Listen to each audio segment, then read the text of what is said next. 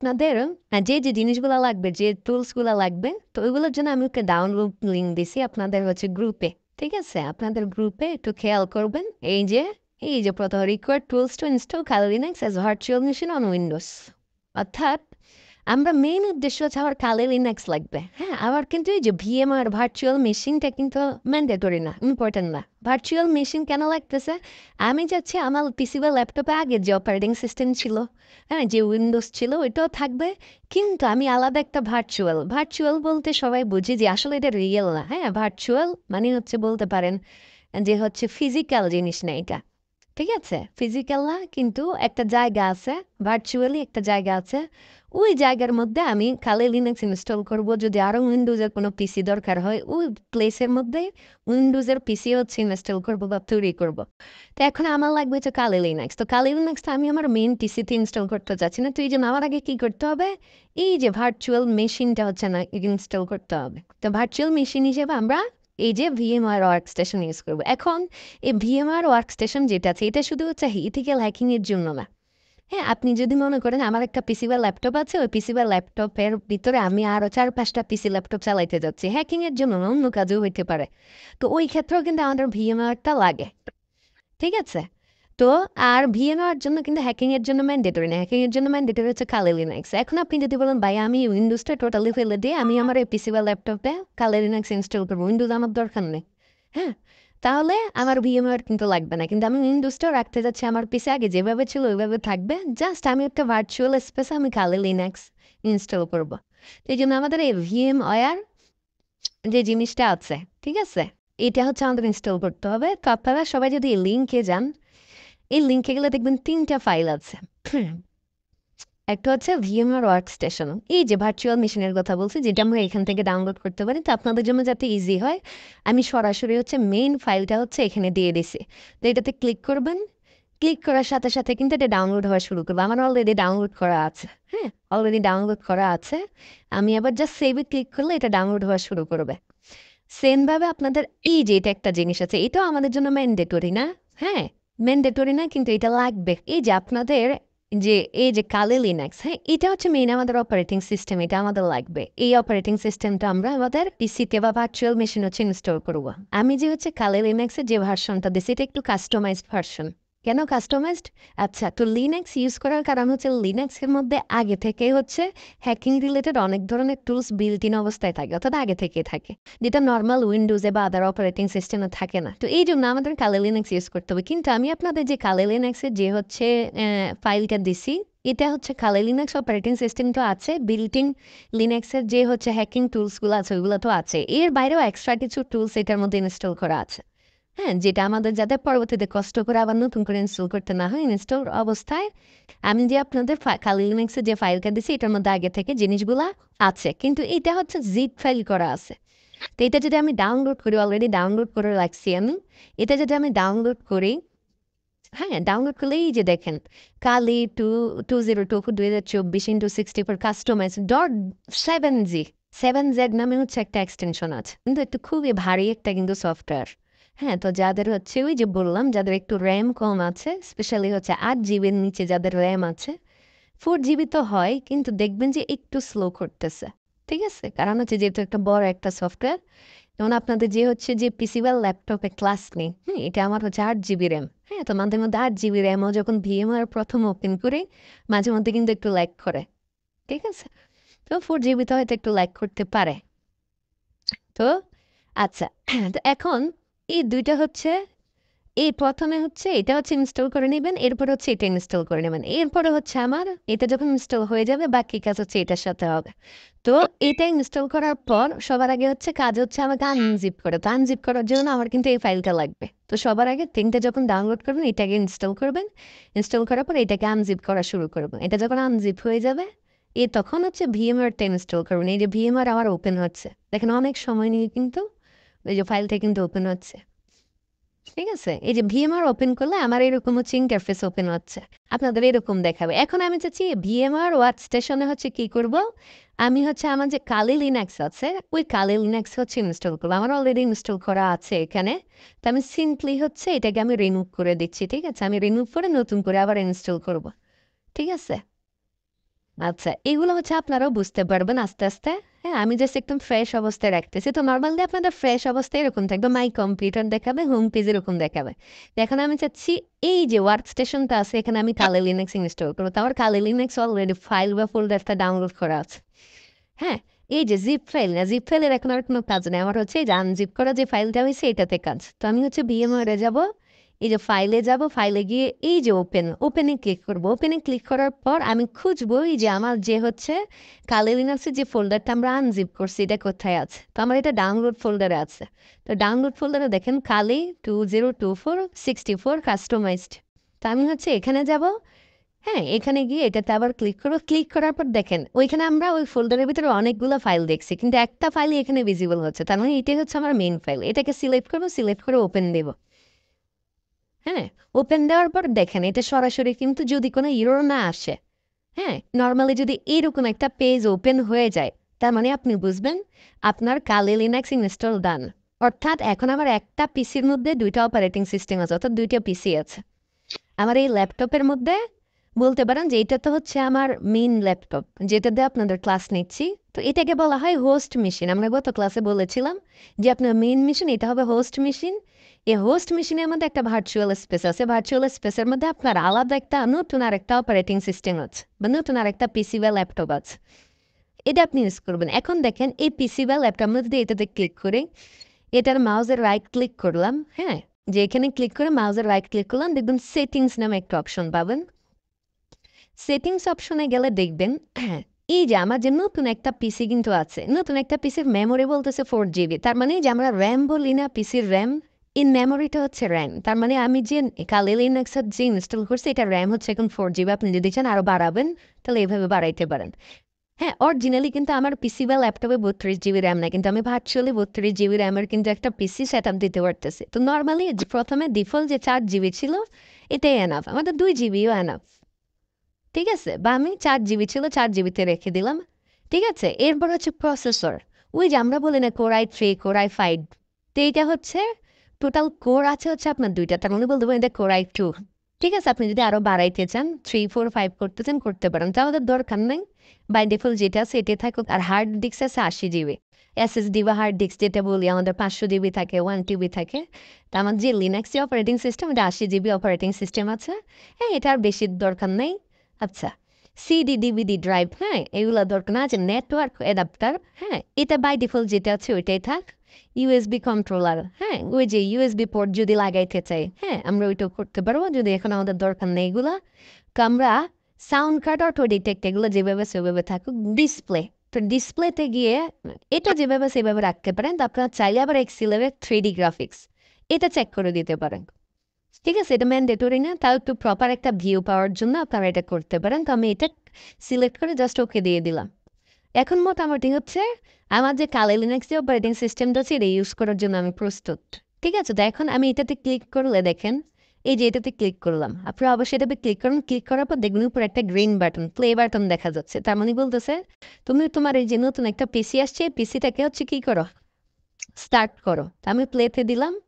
এই যে প্লেতে ক্লিক করার পর আচ্ছা আমার এই অপশনটা আসতেছে। আপনাদেরও যদি এই অপশনটা আসে নরমালি, আপনারা সিম্পলি এটা ক্লিক করে দিন, আই কপি দিন। আর যদি কিছু না আসে তাহলে তো ওকে, দ্যাটস ওকে। নরমালি ওপেন হয়ে যাবে এরকম। তো দেখেন আমার নতুন একটা কিন্তু পিসি ওপেন হচ্ছে। আমি এটাকে একটু মিনিমাইজ করে দিলাম। এই যে Kali Linux-এর ইন্টারফেসটা বলতে পারেন আমি হচ্ছে একটা ল্যাপটপের ভিতরে আর একটা পিসি ওপেন করছি। হ্যাঁ, আমার মনে করেন পিসিটা ওপেন হচ্ছে। হুম, এইটা হচ্ছে Kali Linux-এর হচ্ছে লোগো আর উইন্ডোজের যেমন এরকম লোগো থাকে, এটা হচ্ছে লিনাক্সের লোগো। লোগোটা দেখা যাচ্ছে। এই ওপেন হচ্ছে। এখন বলতেছে যে আমরা পিসি ওপেন করার সময় যেরকম একটা পাসওয়ার্ড দিয়ে বা পিন নাম্বার দেয়, এখন ইউজার নেম পাসওয়ার্ড দিতে বলতেছে। এখন বলতেন যে ভাইয়া এটা তো আমার পিসি না, আমি তো ইনস্টল করছি, আপনি বলছেন আপনি দিচ্ছেন, তো এটার পাসওয়ার্ড কি? আমি তো পাসওয়ার্ড সেট করে নিই। পাসওয়ার্ড কি হবে?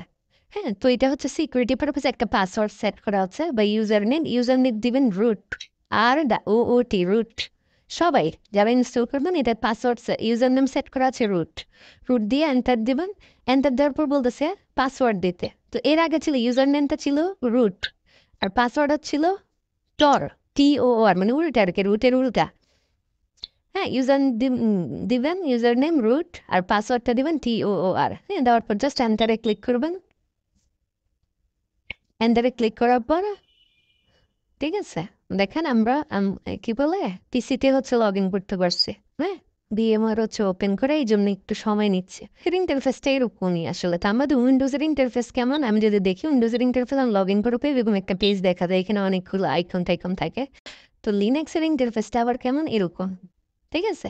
তো তার মানে বলতে পারেন যে আমি হচ্ছে লিনাক্স আমার ইনস্টলেশন ডান, অর্থাৎ আমার হ্যাকিং রিলেটেড যদি কোনো কাজ করা লাগে আমি আমার ভিএমওয়্যারে আসবো, ভিএমওয়্যারে এসে আমার হচ্ছে লিনাক্সটা ওপেন করবো। এখন লিনাক্সটা ওপেন করে আমি হচ্ছে কাজ শুরু করব। কারণ বললাম কি, লিনাক্সে আগে থেকে হ্যাকিংয়ের জন্য অনেক বিল্ট ইন টুলস থাকে। হুম, অনেক বিল্ট ইন টুলস থাকে। হ্যাঁ, যেটা উইন্ডোজ বা আদার অপারেটিং সিস্টেমের নাই। তার মানে বলতে পারেন আমরা হচ্ছে লিনাক্সটা হচ্ছে প্রপারলি হচ্ছে ইনস্টল করতে পারছি। বুঝতে পারছি লিনাক্স ইনস্টল করার সিস্টেমটা পারা যাবে একটু, বলুন তো। জি, আচ্ছা।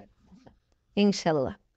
ঠিক আছে, তো এখন আমাদের হচ্ছে কাজ হচ্ছে নেক্সট ক্লাসের আগে আগে, হ্যাঁ, আমাদের সবার হচ্ছে এই লিনাক্সটা হচ্ছে ইনস্টল করা ভার্চুয়াল মেশিনে। ঠিক আছে, তো এখন যেহেতু সবার হচ্ছে ভার্চুয়াল মেশিনে লিনাক্স ইনস্টল করা নেই, এখন আমি যদি আজকে কিছু দেখাই লিনাক্সের, তো এখানে তো দেখা যায় যে আপনারা প্র্যাকটিস করতে পারবো না। তো আমরা আজকে হচ্ছে লিনাক্সের কিছু দেখবো না। হ্যাঁ, আমরা কি দেখবো, আমরা হচ্ছে কিছু হচ্ছে ট্রিক্স দেখবো। ঠিক আছে, মনে করেন যেটা হচ্ছে আমাদের এখন এটা আর সিলেবাসে আরো আসবে আরো সামনে পরে, কিন্তু ওই জিনিসগুলো দেখা যায় কিছু কিছু জিনিস আমরা টুলস ছাড়াও করতে পারবো। ওই রিলেটেড কিছু জিনিস দেখবো। ঠিক আছে, ওই রিলেটেড কিছু জিনিস দেখবো। এখন ওই টপিকে যাওয়ার আগে আমাকে বলেন ওভারঅল আমরা যে এতক্ষণ যা দেখছি এটার মধ্যে কারো কোনো কনফিউশন বা কোশ্চেন বা বুঝতে কিছু প্রবলেম আছে কিনা আমাকে একটু বলে। যখন আমার উইন্ডোজে ব্যাক আসবো তখন এই লিনাক্সের ট্যাবটা কেটে দিলে আমি উইন্ডোজ। আচ্ছা ঠিক আছে, লিনাক্সের এই যে আপনি মিনিমাইজ করে দিলে তো আপনি উইন্ডোজ এই যে এখানে এসে উইন্ডোজে কাজ করতে পারতেছেন।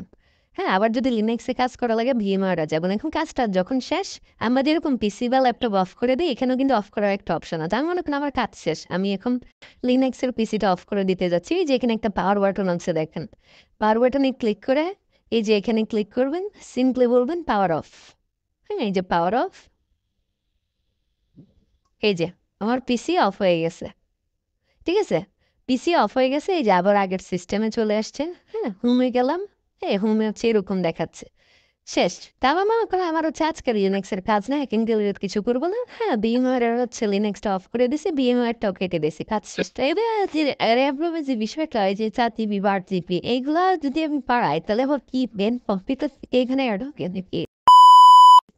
না না, মেইন কম্পিউটার থেকে হবে না, এখানে ভার্চুয়ালি আপনার স্পেস হেড হবে।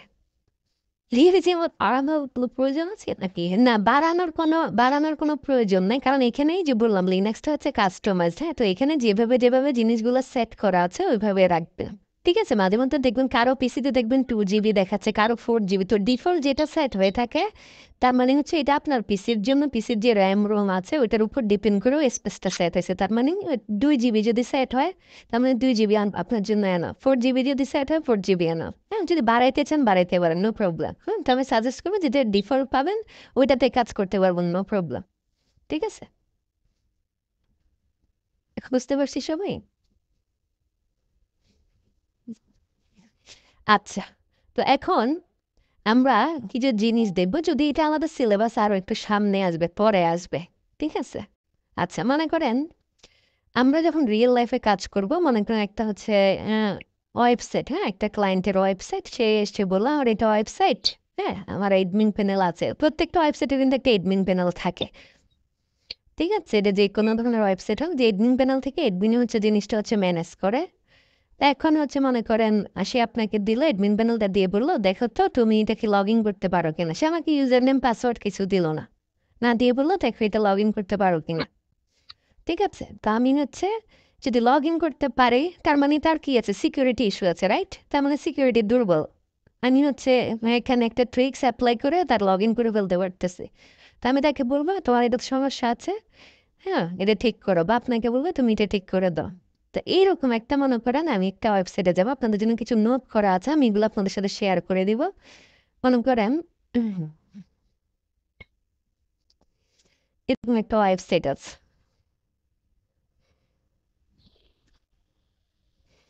আচ্ছা, ওয়েবসাইটটা দেখে কি মনে হচ্ছে? একটু ডোমেন নেম তো সবাই বুঝি, রাইট? যেমন facebook.com একটা ডোমেন, তারপরে হচ্ছে bangomat.com, হ্যাঁ, webcoderit.com, হ্যাঁ, এগুলো ডোমেন। তো এটাও একটা ডোমেন। কি আছে? aciteducation.org.in, Indian website. আমি কিন্তু বুঝতে পারতাম। কিভাবে বুঝছি? আমি .org একটু যদি থাকতো আমি কিন্তু বুঝতে পারতাম না যেটা ইন্ডিয়ান একটা ওয়েবসাইট।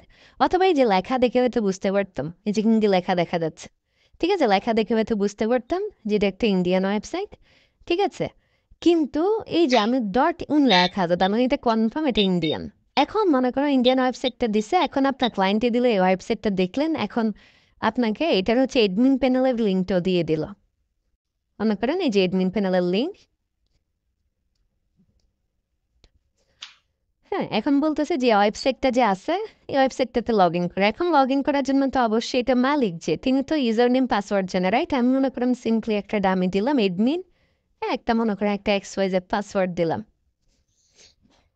কি লগ ইন হচ্ছে, বলতেছে কি sorry invalid user name and password, ঠিক আছে, তার মানে আমার হচ্ছে ভুল ইমেল পাসওয়ার্ড দিস, ঠিক আছে।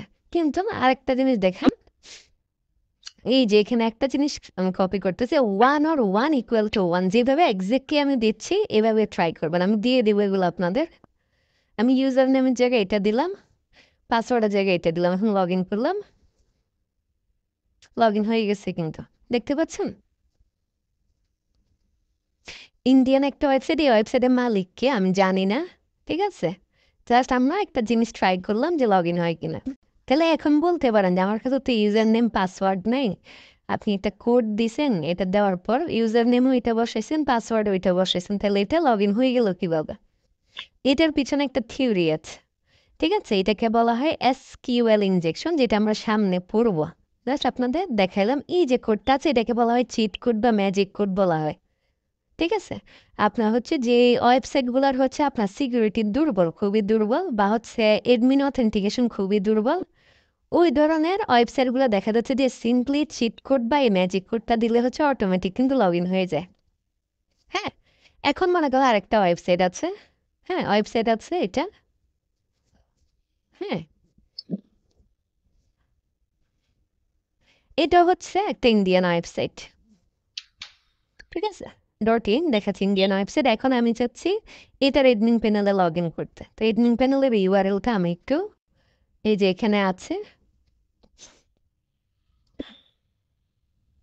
হুম, এখানে আমি সেম ভাবে যে ইউজার নেম চাচ্ছে, পাসওয়ার্ড চাচ্ছে, ঠিক আছে। তো আমি সিম্পলি এখানে এটা দিয়েছি,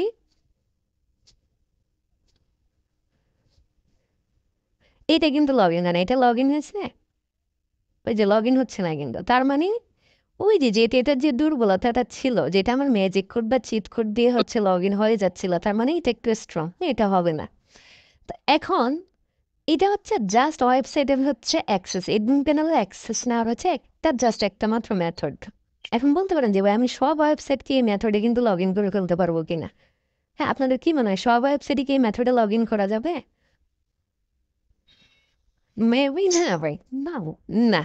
এক মেথডে যদি আমরা সব ওয়েবসাইট হ্যাক করে ফেলতে পারতাম তাহলে তো হয়েছিল এই ব্যাপারটা, ঠিক আছে। তো এখানে জাস্ট আমরা একটা ম্যাজিক কোড বা চিট কোড দিয়ে চেক করতেছি যে লগ ইন হচ্ছে কিনা। এটা যদি লগ ইন হয়ে যায় এটার পিছনে একটা রিজন আছে যে কেন লগ ইন হচ্ছে আসলে। হ্যাঁ, আমি তো রিয়েল হচ্ছে email password, user name password দিয়ে এটাও লগ ইন হয়ে গেছে, এটার পিছনে একটা রিজন আছে, এগুলো নিয়ে আমরা আলোচনা করব। তো এখন আপনাদের যেটা করতে পারেন, হ্যাঁ, এখন তো মনে করেন আমি যে ক্লায়েন্টের হচ্ছে ওয়েবসাইট চেক করব, সেটা আমাকে হচ্ছে ইউজার নেম পাসওয়ার্ড দিয়ে দিবে, সরি ইউজার নেম পাসওয়ার্ড দিবে না, এডমিন প্যানেলের ইউআরএলটা দিয়ে দিবে, ঠিক আছে। তো এখন মনে করেন আমি প্র্যাকটিস পারপাসে আমার কিছু ওয়েবসাইট লাগবে। এখন বলতে পারেন যে ভাই আপনি এই ওয়েবসাইটগুলো পাইছেন কেমনে, ইন্ডিয়ান ওয়েবসাইটগুলো? হ্যাঁ, আমাদের দিলেন, হ্যাঁ, কিভাবে পাইছেন? হ্যাঁ, আপনি কি তাদেরকে পার্সোনালি চিনেন কিনা? আমি কাউকে পার্সোনালি চিনি না। এখন বলতে পারেন যে আমি ইউআরএল গুলো পাইছি কিভাবে, ঠিক আছে। তো এটার জন্য গুগলের একটা হচ্ছে অ্যাডভান্স একটা অপশন আছে ডর্ক নামে। ডর্ক, ডর্ক নাম শুনেছেন? ডর্ক মানে হচ্ছে এমন একটা টেকনিক যেটা হচ্ছে আমরা নর্মালি হচ্ছে গুগলে গিয়ে সার্চ দেখি। নর্মালি মনে করেন আমি ডক্টর জাকির নায়েকের হচ্ছে আমি হচ্ছে কিছু দেখতে চাচ্ছি, আমি সিম্পলি সার্চ দিলাম যে জাকির নায়েক,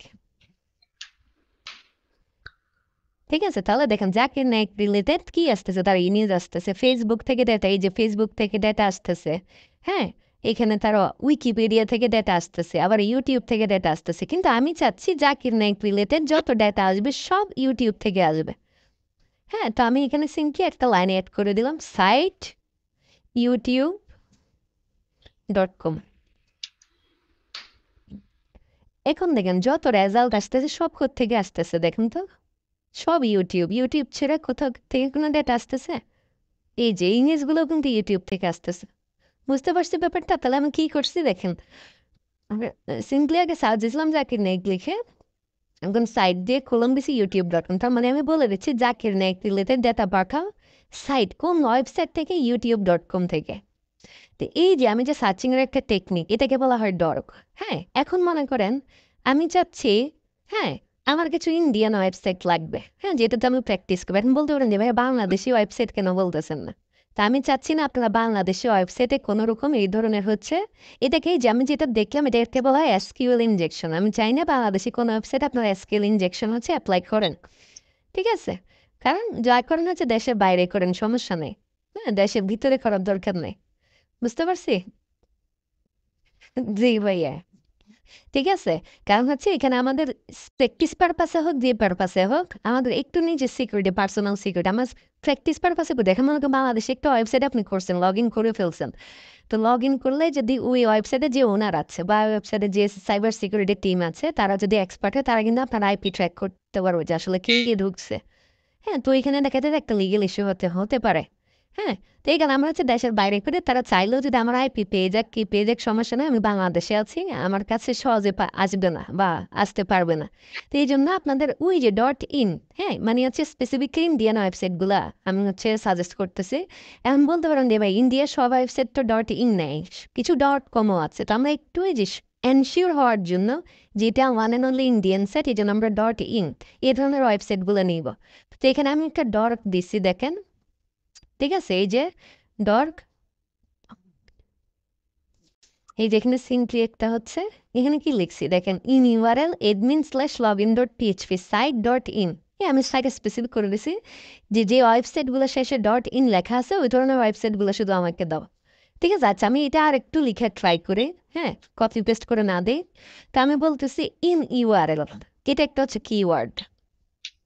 আমি বলতেছি আমাকে এমন কিছু ইউআরএল দাও, হ্যাঁ, যেটার মধ্যে এডমিন লগ ইন করা যাবে।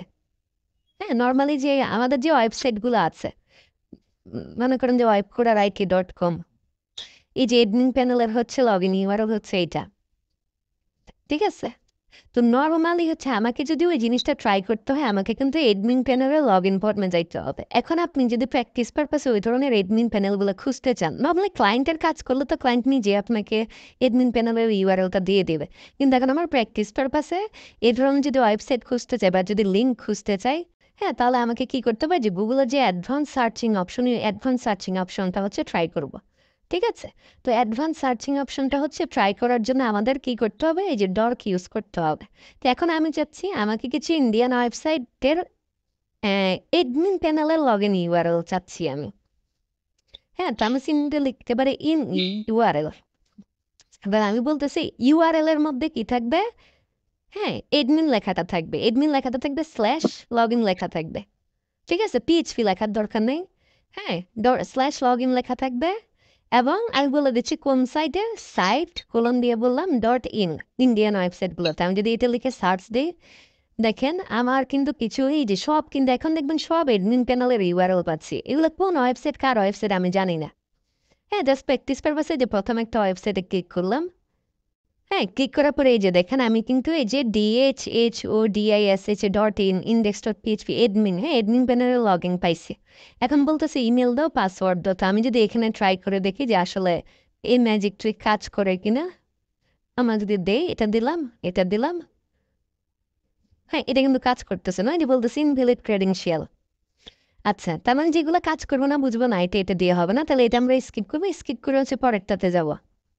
যে পরে আরেকটা আসছে, এই যে এটা আসছে, এটাতে যদি আমরা একটু ট্রাই করে দেখি, এখানেও বলতেছি ইউজার আইডি দিলাম এটা, পাসওয়ার্ড দিলাম এটা, এটা যদি লগ ইন করতে যাই, এই যে এটা কিন্তু আবার লগ ইন হয়ে গেছে। দেখতে পাচ্ছেন? তার মানে এটার সিকিউরিটি কি একটু কি আছে, দুর্বল আছে, বুঝতে পারছি? এই যে এটা কিন্তু মানে একটা এডুকেশনাল ওয়েবসাইট, কিন্তু এই যে আমি কিন্তু এডমিন প্যানেলে ঢুকে গেছি। তবে একটা জিনিস খেয়াল রাখবেন, এডমিন প্যানেল আপনারা হচ্ছে এই যে ডর্কটা যে আছে, এই ডর্ক দিয়ে হচ্ছে সার্চ দিয়ে দিয়ে দেখবেন। এই যে ডর্ক, আমি এই দুইটার ডর্ক, এগুলো আস্তে আস্তে আমরা পরে আসবো। হ্যাঁ, এই যে আমি দুইটার ডর্ক দিয়ে দিচ্ছি আপনাদের।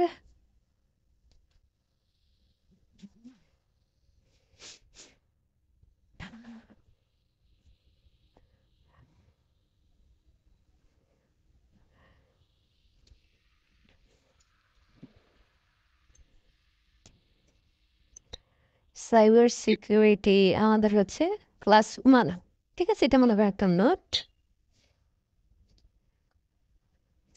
এই যে প্রথমে আপনাদের যে ওয়েবসাইটটা দেখাইছি, হ্যাঁ, এটা হচ্ছে ওয়েবসাইটের লিঙ্ক, এডমিন প্যানেলের লিঙ্ক। ইউজার নেম পাসওয়ার্ডের জায়গায় এটা দিবেন। পরে একটা এই ওয়েবসাইটটা কি দেখেছিলাম আমরা? আচ্ছা, এটা দেখি নেই নেবে, হ্যাঁ, এটা আপনারা চেক করবেন। এরপরে হচ্ছে মনে করি এই দুইটা ওয়েবসাইট তো আমি হচ্ছে আগে থেকে বের করে রাখছি, এখন চাচ্ছেন আপনি নতুন ওয়েবসাইট বের করবেন। হ্যাঁ, যে ইন ইউআরএল, অর্থাৎ আমি যাচ্ছি ইউআরএল এর মধ্যে admin/login লেখাটা থাকবে, আর সাইটগুলো হবে সব ইন্ডিয়ান সাইট।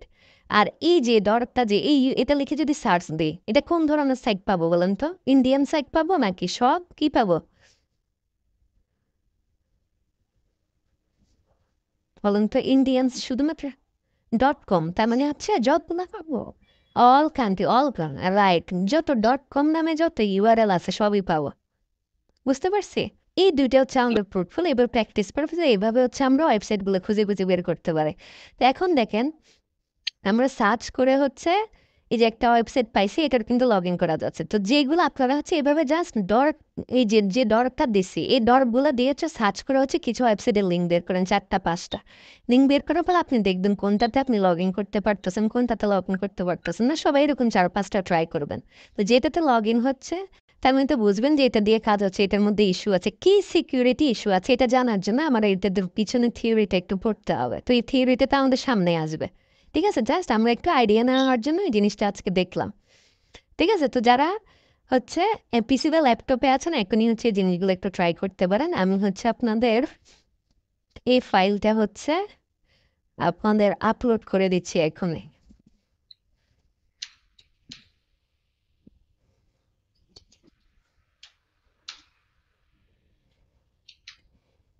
এটাকে ওই যে কোডটার কথা বললাম 101, এটাকে নর্মালি আমরা ম্যাজিক কোড বা চিট কোড বলে। ঠিক আছে, তা আমি হচ্ছে এগুলো একটু দিয়ে দিলাম, ম্যাজিক কোড চিট কোড সহ। ঠিক আছে, এই যে ওয়েবসাইটগুলো থাকে, যেখানে দুইটা ওয়েবসাইটের লিঙ্ক দিছি, দুইটা ওয়েবসাইটে আগে ট্রাই করবেন, এটার পরে হচ্ছে ডটগুলো দিয়ে ট্রাই করবেন। ঠিক আছে, আমি পোস্ট দিয়ে দিচ্ছি, পোস্টের মধ্যে হচ্ছে ভিডিওটাও দিয়ে দিব। তাহলে এখন, তাহলে এই যে কাজটা যে করলাম, এখানে কিন্তু আমাদের কি কোনো টুলসের প্রয়োজন হয়েছে? লিনাক্স বা, হ্যাঁ, তো এরকম হচ্ছে এই জন্য এটা আমরা দেখলাম, যেটা আমাদের টুলস এখনো সবার সেট আপ হয়নি, তো এই জন্য এই জাস্ট একটা জিনিস দেখলাম। তো এইটা নিয়ে এখন বলতে পারেন যে ভাইয়া আমার ওয়েবসাইটে এই সিস্টেমে তো হয়নি, এই সিস্টেমে যদি না হয় তার মানে তো হচ্ছে অন্য সিস্টেমও আছে, অন্য সিস্টেমে এডমিন প্যানেল আমি ঢুকবো কীভাবে, এরকম আরও অনেক সিস্টেম আছে। এটা জাস্ট একটা বেসিক একটা সিস্টেম, আমরা আস্তে আস্তে অ্যাডভান্সের দিকে যাবো যখন এটা ডিটেলসে পড়বো।